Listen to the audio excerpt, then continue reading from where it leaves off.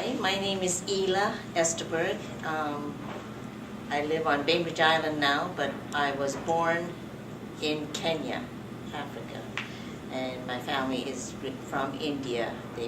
My grandparents moved from there to Kenya, and that's where I was born and grew up, and then I came here to go to university.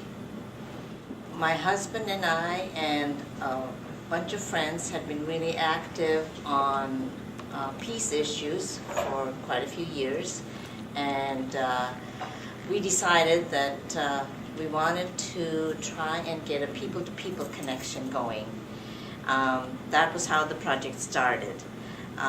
It was during the 1980s. There were some horrible things happening in Nicaragua, as well as especially in El Salvador, Guatemala, and so on. And we were learning about these and getting very upset about the role that the United States government, our own country, was playing in the violence that was going on there, in the terrible things that were happening to ordinary people over there.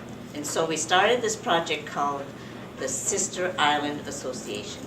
Because we live on an island, we wanted to find an island somewhere in the world. Actually started out thinking that a people-to-people connection, if a community knows people in the community, see the context, and learns more about what their lives are like, day-to-day things, we might have a better chance of understanding another culture, another place, and also perhaps knowing what we're talking about when we're protesting or trying to influence how the U.S. government is acting towards these countries that are poorer, don't have as much power, are in turmoil, and so on. So that's the beginning of that story. Why did we select Ometepec? Yeah, what connection did you have? It was during the 80s, and as I said, it was because of the war that the U.S. government was waging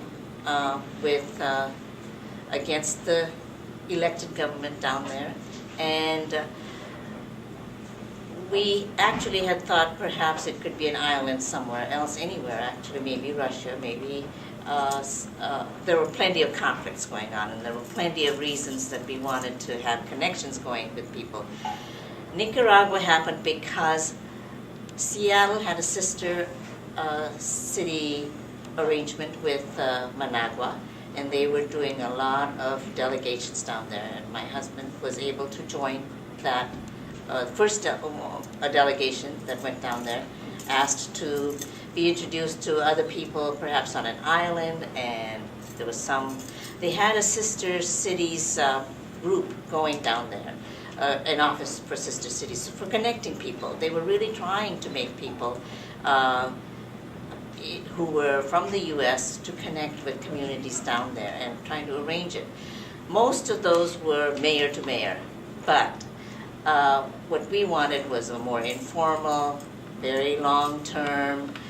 We had these goals of trying to connect on a non-political, if possible, way, without going through mayors and so on, because mayors come and go, people who are in power come and go, but we wanted to have a long-term relationship.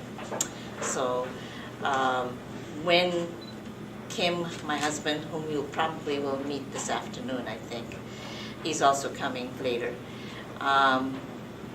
went over there, asked to be introduced to a place that was an island. They said, well, it's really hard because it doesn't have its own government and its own mayor. It's too big. And that was just perfect because at that time, Bainbridge Island was not incorporated or an island to itself. Didn't have its own mayor. Only a small portion of it was a town that was incorporated. The rest was with the county. There really wasn't an official one all-island government, so that was fine. And so he went with somebody from the Sister Cities group in Nicaragua. Met some people, met the mayor, spent a few days on the island, and that was the beginning. At that time, there were maybe 3 trucks on the whole island. The island is huge.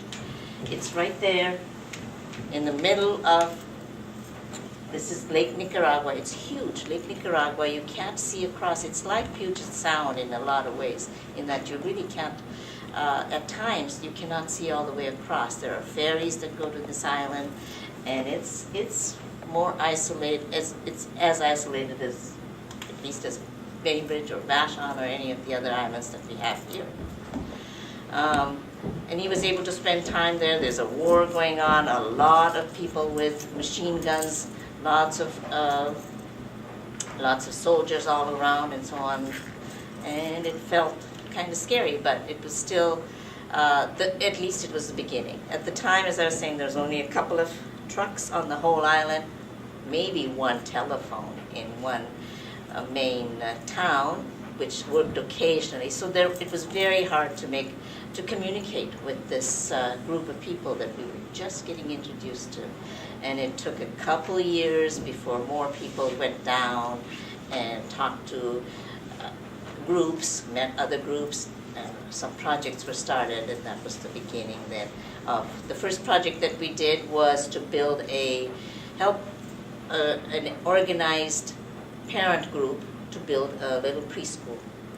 And that was the beginning. We met these people, could live in their homes while some of this was going on, tried to do some fundraising on Bainbridge and around so that we could help them to finish this one preschool. And since then, it's grown and grown and grown.